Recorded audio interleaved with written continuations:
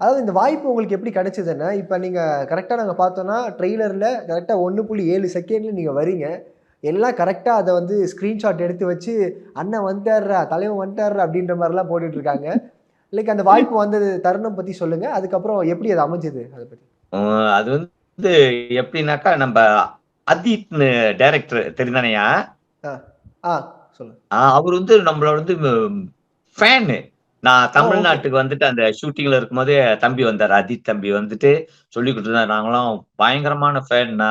எல்லாத்தையும் சொல்லிட்டு நான் ஒரு 10, 12 படம் செஞ்சிருக்கேன். அப்பவே நாங்க வந்து இந்த மாரி ரொம்ப களைச்சு போயிட்டு, ஷூட்டிங் முடிஞ்சு களைச்சு போயிட்டு இருக்கும்போது, அந்த தான் என்னோட பாட்ட போட்டுட்டு அவங்க என்ஜாய் பண்ணிக்கிட்டு இருப்பாங்களாம்.